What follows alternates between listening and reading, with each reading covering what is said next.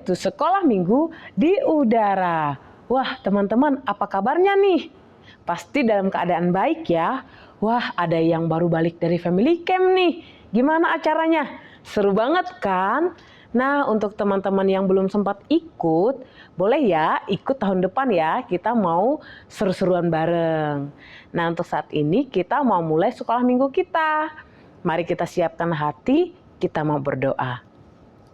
Tuhan Yesus yang baik, pada saat ini kami datang kepada Tuhan, kami sungguh mengucap syukur kepada Tuhan untuk kebaikan Tuhan dalam kehidupan kami.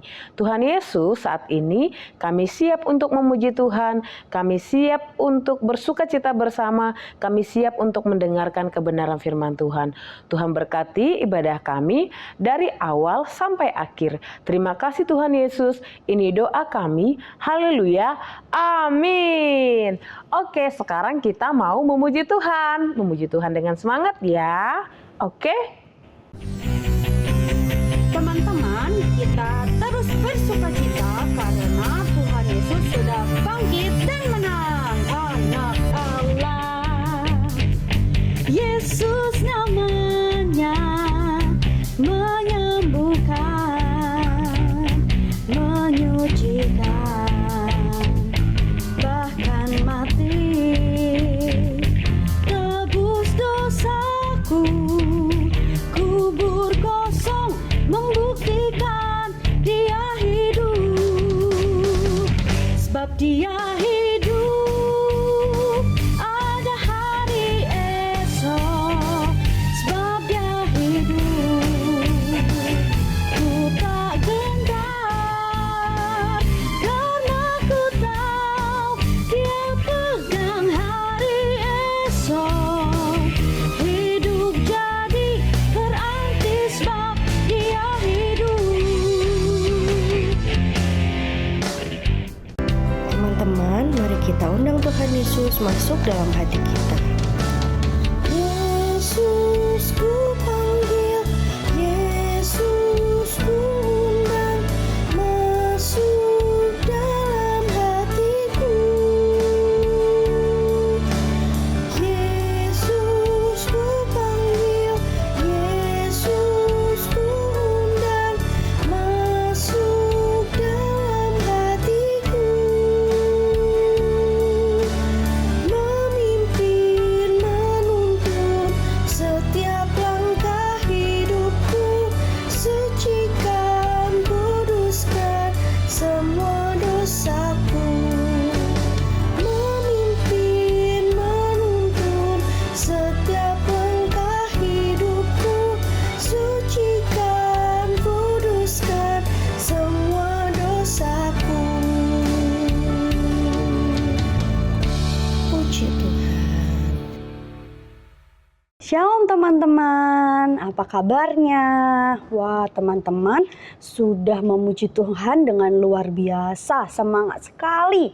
Nah, sekarang kita mau mendengarkan firman Tuhan. Yuk kita berdoa dulu ya. Tuhan Yesus, terima kasih untuk sukacita, damai sejahtera yang Tuhan beri bagi kami. Tuhan, sebentar kami akan mendengarkan firman Tuhan. Tuhan berkati kami, ajarkan kami untuk dapat duduk diam mendengarkan firman Tuhan, sehingga kami dapat melakukan kebenaran firman Tuhan. Terima kasih Tuhan Yesus, kami siap mendengarkan firman Tuhan.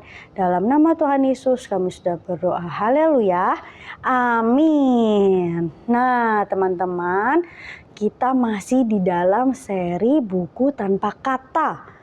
Nah, ingat nggak dua pelajaran yang sudah dipelajari? Harus diingat ya teman-teman. Dan minggu ini kita akan belajar tentang warna merah yang melambangkan darah Yesus yang terambil dari Lukas pasal 2. Nah, teman-teman, kan teman-teman sudah mendengar cerita tentang dosa yang masuk ke dalam dunia. Warna yang dipakai ingat nggak warna apa? Betul, warna hitam. Dan hari ini kita akan belajar dari lembaran ketiga buku tanpa kata, yaitu warna merah yang menggambarkan darah Yesus. Nah, semua manusia memiliki darah yang berwarna merah ya teman-teman. Atau teman-teman warna darahnya lain? Enggak ya, Kak Kesha juga warna darahnya merah. Mau dia orang yang berpendidikan atau orang pintar, atau orang yang tidak sekolah, atau orang kaya, orang miskin, punya kedudukan ataupun tidak punya kedudukan, atau orang yang dari negara-negara di Eropa, negara-negara di Asia, yang dari kutub utara ataupun kutub selatan, semuanya memiliki darah yang berwarna merah. Mungkin ada merah begini, ada juga merah yang seperti baju Kak Kesha pakai. Nah, manusia memerlukan darah yang mengalir dalam tubuhnya. Karena darah itu membawa zat-zat yang berguna bagi pertumbuhan dan kesehatan tubuh kita, teman-teman. Zat-zat itu diambil dari makanan yang kita makan, minuman yang kita minum. Nah, dengan demikian, darah itu sangat diperlukan. Nah, teman-teman, kalau ada seseorang yang mengalami kecelakaan, terluka, kemudian dia mengeluarkan banyak darah, maka orang itu akan kehabisan darah dan akibatnya bisa fatal, teman-teman. Bahaya, yaitu bisa sampai meninggal dunia, teman-teman, karena kekurangan darah. Nah, melalui cerita kakak-kakak minggu lalu, dosa sudah masuk ke dalam dunia ini dan semua manusia sudah berbuat dosa. Tetapi Allah yang penuh dengan kasih tidak tega melihat keadaan manusia yang berdosa. Karena Allah tahu bahwa akibat dosa adalah apa, teman-teman? Ya, kematian atau hukuman yang kekal dalam api neraka. Oleh sebab itu, teman-teman, Allah mengirim anaknya yang tunggal, yaitu Tuhan Yesus Kristus, untuk datang ke dalam dunia ini menjadi juru selamat bagi semua manusia. Tapi bagaimana caranya Yesus menjadi juru selamat bagi semua manusia? Yesus datang ke dunia ini, lahir sebagai seorang bayi dan memiliki orang tua, yaitu siapa? Siapa yang tahu? Betul sekali, Yusuf dan Maria. Bayi Yesus bertambah hari bertambah besar, dan setelah Yesus berusia 30 tahun, Yesus mulai melayani orang banyak dari kota ke kota. Banyak tanda heran dan mujizat yang dilakukan oleh Tuhan Yesus, di mana orang sakit disembuhkan, orang mati dibangkitkan, mujizat-mujizat yang luar biasa terjadi. Seperti 5 roti dan 2 ikan, Tuhan Yesus bisa memberi makan 5.000 orang laki-laki, belum sama perempuan dan anak-anak loh, teman-teman. Nah, setelah waktunya genap, di mana Yesus harus menggenapi karya penebusan di kayu salib, Yesus harus melalui penderitaan yang cukup berat. Belakang tubuh Yesus dicambuk oleh seorang algojo sampai luka-lukanya sampai menganga di belakang tubuh Tuhan Yesus dan darahnya mengalir keluar. Nah, melalui bilur-bilur Yesus, yaitu darah yang keluar dari luka-luka karena dicambuk, itulah kita disembuhkan, teman-teman. Darah mengalir keluar dari luka-luka bekas paku di kaki dan tangan Yesus. Darah yang menetes keluar itu sanggup untuk membasuh dosa umat manusia. Karena tanpa penumpahan darah tidak ada pengampunan. Di dalam Ibrani 9 ayat 22b, teman-teman bisa baca. Semua penderitaan yang pernah dialami manusia sudah dialami Yesus waktu dia naik ke kayu salib. Semua ini Yesus tanggung tanpa bersungut-sungut, tanpa menyalahkan siapa-siapa.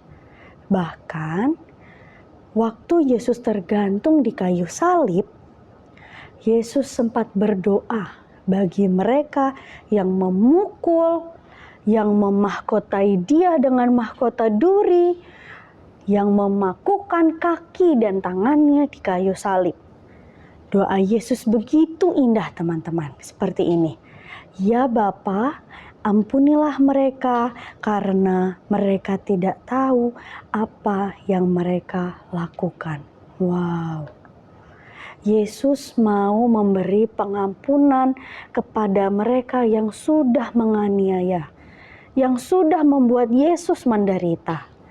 Yesus rela menanggung semua kesakitan dan hinaan itu, agar kita yang berdosa dapat diselamatkan. Waktu kita datang dan mengakui semua dosa dan kesalahan kita dan meminta agar darah Yesus menyucikan semua dosa dan kesalahan kita, lalu kita mengakui Yesus sebagai Tuhan dan Juru Selamat kita, maka Ia akan mengampuni kita, teman-teman. Nah, teman-teman, kalau di antara teman-teman mau datang dan meminta Yesus mengampuni segala dosa dan kejahatan ataupun kenakalan teman-teman, yuk kita mau datang kepada Tuhan di dalam doa. Kita mau berdoa meminta pengampunan dari Tuhan Yesus. Setiap kali kita melakukan kesalahan atau dosa atau kejahatan, kita harus segera datang kepada Yesus memohon keampunan daripadanya. Jangan tunggu sampai nanti aja Kak Kesya waktu udah jadi kakek atau nenek baru minta ampun. No, jangan tunggu. Jangan ditunda-tunda ya teman-teman.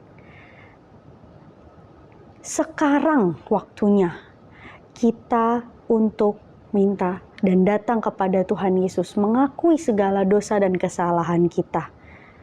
Jangan tunggu nanti, besok, sebentar lagi Kak Kisya. Nah, tidak, hari ini, sekarang, karena hari inilah hari keselamatan teman-teman dan Kak Kisya juga. Siapa di sini yang mau meminta ampun kepada Tuhan dan menerima Tuhan Yesus sebagai Tuhan dan Juru Selamat teman-teman?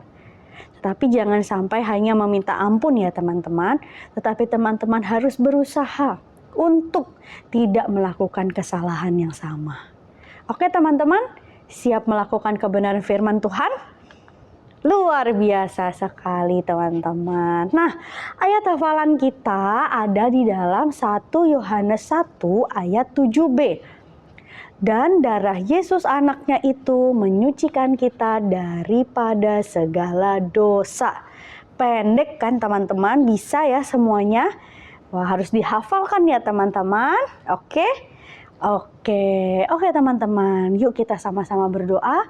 Kita mau datang kepada Tuhan, sungguh-sungguh datang kepada Tuhan, meminta pengampunan daripada Tuhan untuk segala kesalahan yang pernah kita lakukan, dan kita mau berusaha untuk tidak melakukan kesalahan itu lagi.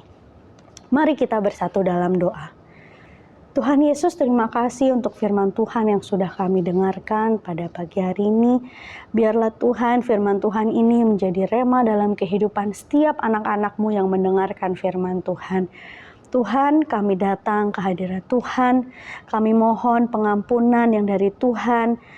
Tuhan menyucikan kami dari segala kesalahan kami, segala dosa kami, segala sesuatu yang kami sudah lakukan yang tidak berkenan di hadapan Tuhan. Ampuni kami Tuhan, ampuni kami. Dan tolong kami Tuhan, agar kami dapat menjadi anak-anak Tuhan yang taat akan firman Tuhan, yang melakukan kebenaran firman Tuhan, melakukan segala sesuatu yang Tuhan inginkan kami lakukan. Ampuni kami Tuhan, ampuni kami. Terima kasih Tuhan Yesus, kami percaya Tuhan akan memampukan kami untuk melakukan segala sesuatu yang Tuhan inginkan dalam kehidupan kami. Terima kasih Tuhan Yesus, kami mengakhiri ibadah kami Tuhan, kami memakai firman Tuhan kami, biarlah firman Tuhan ini senantiasa menjadi berkat dalam kehidupan setiap anak-anak-Mu.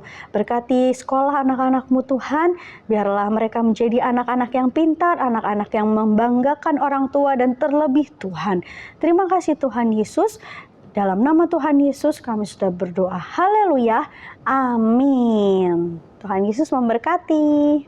Nah, teman-teman, belajar apa nih dari firman Tuhan hari ini? Nah, kalau Kak Desi belajar bahwa Tuhan Yesus itu sangat sayang sekali kepada kita, teman-teman. Sehingga Tuhan Yesus merelakan hidupnya, bahkan mati bagi kita supaya dosa kita bisa ditebus ya. Nah, darah Tuhan Yesus itu menyucikan segala dosa kita supaya kita bisa hidup layak di hadapan Tuhan. Oke teman-teman, kita harus terus melakukan kebenaran firman Tuhan ya. Terus kita harus menyerahkan hidup kita kepada Tuhan Yesus. Oke teman-teman, lakukan kebenaran firman Tuhan setiap hari ya. Nah, sekarang kita mau sama-sama mengerjakan aktivitas. Aktivitas kita minggu ini ialah Wordless Bookworm. Wordless Book adalah buku tanpa kata. Tidak ada kata-katanya teman-teman, hanya berupa warna-warna. Namun warna-warna ini memiliki arti yang istimewa. Teman-teman bisa siapkan bahan-bahannya berikut ini ya. Kertas berwarna, benda yang berbentuk lingkaran, gunting, lem, dan spidol. Oke teman-teman, are you ready? Yes, let's go. Teman-teman bisa buat ya seperti ini. Kemudian teman-teman bisa tempelkan berbentuk seperti ulat teman-teman. Kemudian di bagian yang berwarna hijau, di bagian wajahnya teman-teman bisa gambar mata dan mulut. Jangan lupa teman-teman harus mengingat setiap arti dari warna-warna yang ada. Selamat mengerjakan. God bless you. Nah, seperti itu teman-teman. Jangan lupa kerjakan, terus kirimkan ke Sekolah Minggu di Udara. Oke teman-teman, ibadah kita sudah selesai. Happy Sunday. God bless you. Bye-bye.